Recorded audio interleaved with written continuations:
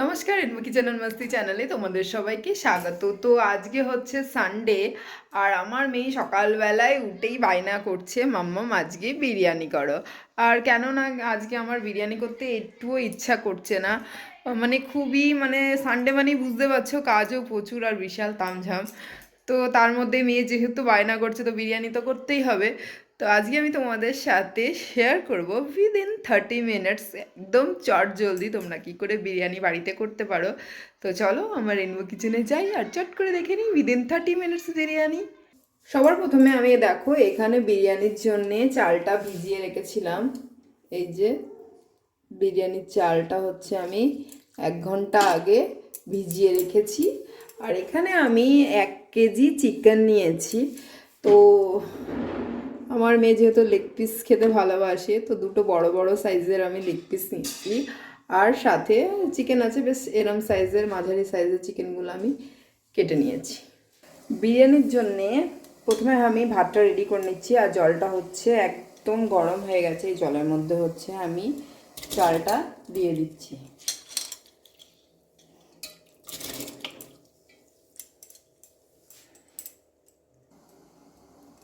দিয়ে দিচ্ছি লবণ,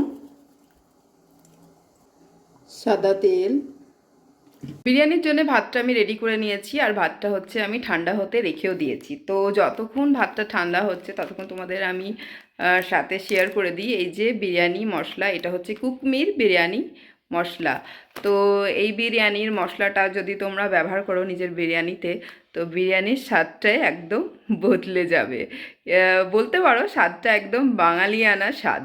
তো এই বিরিয়ানিটা মানে এই বিরিয়ানি মশলাটা যেটা আমি বলতে যাচ্ছি যে এই বিরিয়ানি মশলাটা কিভাবে ব্যবহার করবা, তো চলো চট করে দেখে নিই।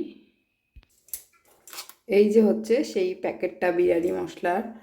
তো এর মধ্যে থেকে আমি প্যাকেটটা বের করে নিচ্ছি, আর এর থেকে আমি বিরিয়ানি মশলাটা হচ্ছে নেব 7 চামচ, নিয়ে ভালো করে জলে গুলে নেব।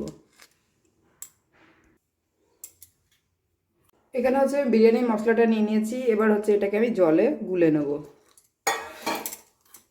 জলে গুলা মানে একদম পাতলা গুলা না, একটু ঠিক হবে এইরকম, ব্যাস।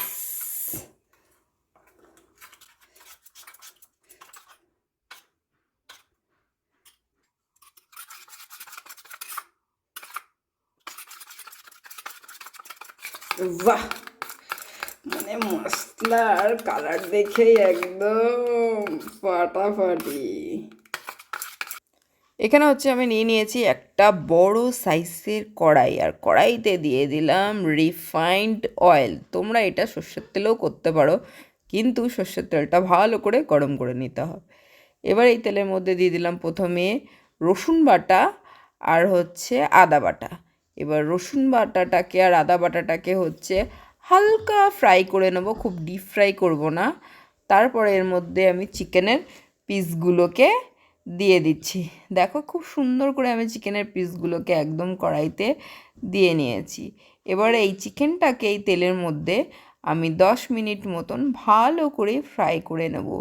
করে নেওয়ার পরে এবার এর মধ্যে আমি একটু লবণ দিয়ে দিয়েছি, তো স্বাদ অনুসারে লবণটা দিয়ে দিয়েছি।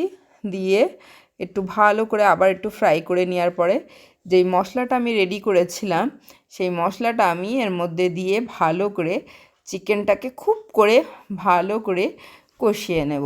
তো দেখো এখানে মশলাটা পুরো ফ্রাই হয়ে গেছে আর তেলও ছেড়ে দিয়েছে। তো এর মধ্যে এবার আমি দিয়ে দিলাম অল্প একটু জল, দিয়ে ভালো করে চিকেনটাকে আমি কষিয়ে নিলাম। তো চিকেনটা আমার একদম কষানো রেডি হয়ে গেছে। তো দেখতেই পাচ্ছ চিকেনটা দেখতেও খুব দারুণ হয়েছে, দেখো কালারটা কি এসেছে। আর এখানে দেখো আমি সমস্ত কিছু রেডি করে নিয়েছি, আর এখানে একটা বড় হাঁড়ি নিয়ে নিয়েছি, আর হাঁড়ির মধ্যে হচ্ছে দেখো তেলটা হচ্ছে আমি পুরো হাঁড়িতে হাত দিয়ে ভালো করে মাখিয়ে নেব। তো আমি বেশি তেল ইউজ করি না বিরিয়ানিতে, কেন কি ওই বিরিয়ানিটা ওই তেল তেলে ভাব হলে না খেতে ভালো লাগে না। আর হচ্ছে যেহেতু কি ঘরোয়া বিরিয়ানি করছি তো একটু কম তেল ব্যবহার করব, আমি বেশি তেল ইউজ করব না। আর এবার ফার্স্ট লেয়ারটা আমি ভাতে দিয়ে দিলাম, তারপরে হচ্ছে আমি চিকেনটা দিয়ে দিচ্ছি। তো চিকেনটা দেওয়ার পরে এর মধ্যে আমি একটু গ্রেভিটাও দিয়ে দিচ্ছি। তো ভাতের সাথে ভালো করে গ্রেভিটা মিক্স হয়ে যাবে আর একটা অসাধারণ গন্ধ বেরোবে। তো দেখো এখানে খুব সুন্দর করে আমি চিকেনটা সাজিয়ে নিচ্ছি, দিয়ে আবার আমি ওর উপরে ভাতের লেয়ারটা দিয়ে দিলাম, দিয়ে হাত দিয়ে ভালো করে ভাতটা একদম ছড়িয়ে নেব একদম সুন্দর করে। দেখো কি সুন্দর করে ভাতটা আমি ছড়িয়ে নিচ্ছি। এবার হচ্ছে আলু। তো বিরিয়ানিতে আলুর ইম্পর্টেন্সটা খুব বেশি, আমার কাছে তো খুব বেশি। তো আলুটা দেওয়ার পরে আবার আরেকবার আমি চিকেনের লেয়ারটা দেখো সুন্দর করে দিয়ে নিচ্ছি। আর তারপরে একটু বেরেস্তা দিলাম, বেরেস্তা দেওয়ার পরে আমি কিছু ডিম সেদ্ধ করে রেখেছিলাম, কয়েকটা ডিম, সেই ডিম কটাও আমি হচ্ছে এর ওপরে সুন্দর করে সাজিয়ে নিলাম। তো এটা হচ্ছে একদম আমার লাস্ট লেয়ার। এবার আমি এর উপরে ভাতটা আবার সুন্দর করে সাজিয়ে নিচ্ছি, দিয়ে সমান করে নিয়ে ভাতটা দেখো একদম সমান করে নিয়েছি। এবার এরপরে আমি আবার চিকেনের পিসগুলো দিয়ে দিচ্ছি, আর একটু অল্প পরিমাণে আমি গ্রেভিও রেখে দিয়েছি। তো গ্রেভিটা হচ্ছে আমি ভাতের ওপর দিয়ে দেখো এইভাবে ছড়িয়ে নেব।